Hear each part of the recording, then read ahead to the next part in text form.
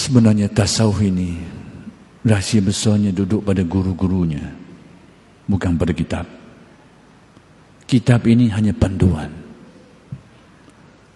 Sebab itu ada di kalangan ahli tasawuf, aulia, baca kitab pun tak erti. Tapi orang akur, orang akui tentang kewaliannya, tentang kesufiannya, padahal baca kitab pun tak erti. Sebab apa? Rahsia tasawuf bukan duduk kitab, duduk pada curahan daripada dada ahlinya.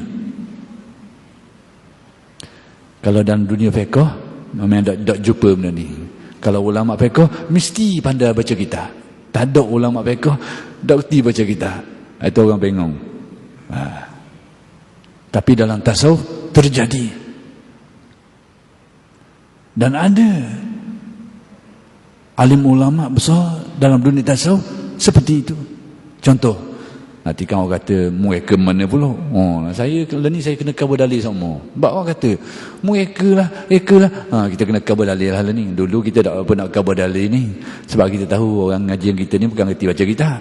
Sebab tu kita tak nak cover mana. Tapi bila ni memang orang tanya banyak kita kena cover mula. Syekh Abdul Wahab Asy'arani, ulama besar kurun ke-9 Hijriah, penerus keilmuan daripada Al-Imam Jalaluddin Sayuti. Abdul Wahab Asy'arani penulis karya yang sangat banyak.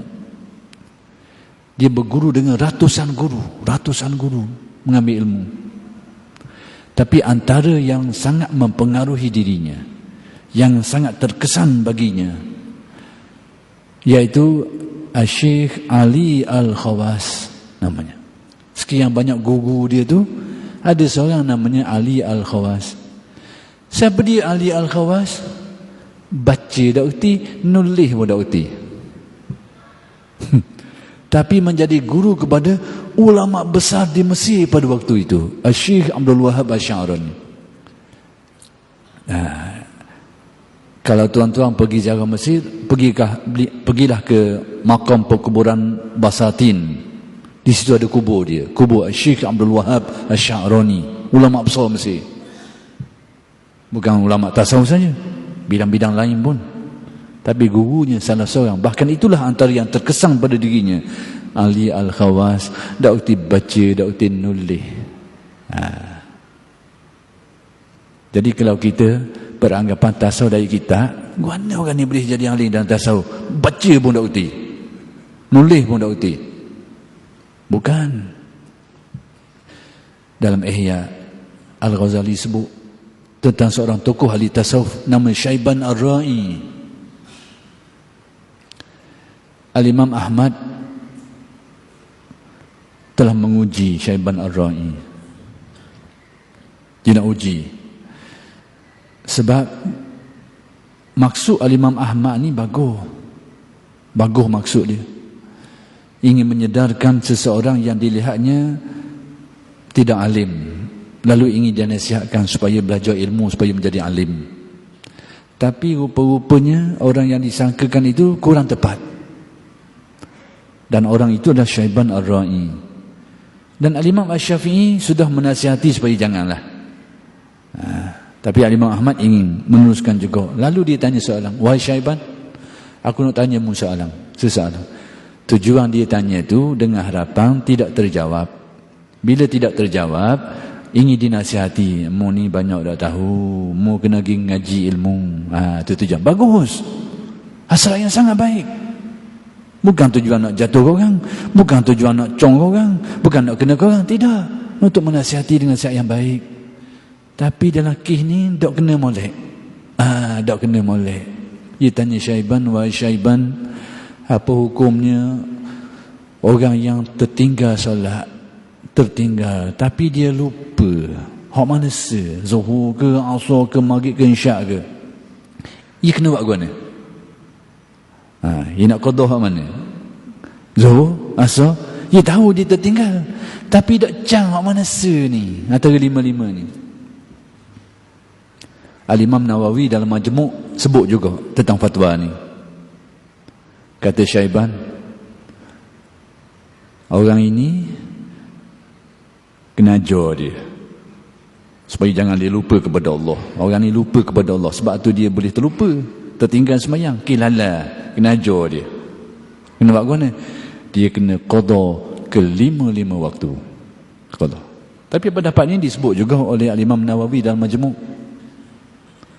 Imam Nawawi dengar gitu, bila Al-Imam Ahmad rahimahullah dia dengar gitu, kejut, ping jatuh, tak suka. Kata Syafi'i, aku kata dah, jangan ingat dia jahil. Sekalipun orang tahu, orang kenal dia ni sebagai tak tahu kala, tapi jangan dia jahil, jangan anggap dia tak jahil. Alim ni tak semestinya ingat ayat Al-Quran, tidak semestinya ingat hadis, tapi dia tahu benda tu, dia faham benda tu.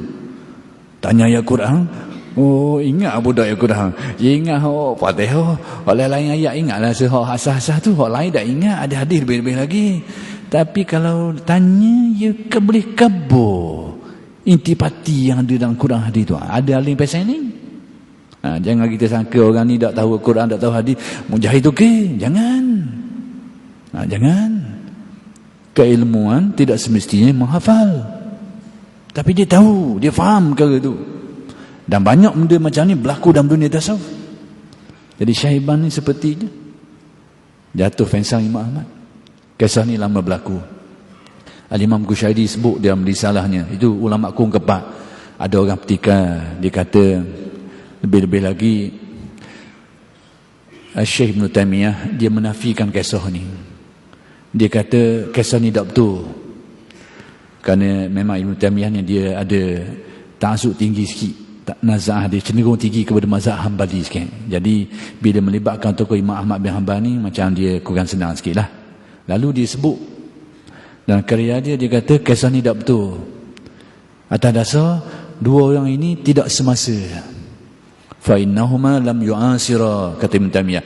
Dan dinukilkan oleh beberapa pengarang selepas daripada tu, ada 2-3 orang pengarang lagi lah yang menukilkan kalam Ibn Taymiyah, pucanya saja daripada pendapat Syekh Ibn Taymiyah. Cuma ulama seorang dua ada kediang tu menukilkan kembali dalam Maqasid Hasanah dan beberapa kitab lagi lah, tapi pucanya saja. Persoalannya sekarang, saya terpaksa terangkan ni, tak apalah, sebab isu ni pernah dipertikaikan orang. Ibn Taymiyah ketika menafikan kisah ni, dia tidak mendatangkan dalil. Dia hanya kata tidak semasa. Tapi tak khabar kawan ni hidup tahun berapa, mati tahun berapa. Kawan ni pula hidup tahun berapa, mati tahun berapa, dia tak sebut. Lagipun Ibn Taymiyah, Syekh Ibn Taymiyah itu hidup kurun yang ke-8 Hijriah. Adapun kisah Syaiban Ar-Ra'i ini yang menyebutnya ulama-ulama sebelum itu lagi. Al-Imam Al-Qushairi sebut dalam risalah hidup kurun yang ke-5 Hijriah, kurun ke-4 Hijriah. Al-Ghazali sebut dalam Ihya juga hidup pada kurun yang ke-5 Hijriah. Ibn Arabi sebut lagi dalam Futuhatnya kurun ke-6 Hijriah. Asy-Sya'rani kurun ke-9 Hijriah sebut lagi di dalam karyanya. Bahkan sebelum itu lagi Syekh Abu Talib Al-Makki dalam Qutul Qulub sebut, ini awal lagi ni, orang yang dekat dengan zaman dia tu, Syekh Abu Talib Al-Makki sebut kisah ni dalam Qutul Qulub. Jadi kita nak bakar hak mana se? Hak dekat dengan zaman tu ke hak zaman 300-400 tahun lepas tu? Kalau kita dengar cerita lah, nak dengar orang cerita tentang tak okey kita dulu, kita nak pakai sepupu kita ke nak pakai ayah kita? Kenalah pakai orang dekat dengan zaman dia tu, jangan pakai dengan sepupu kita sama dengan kita ni.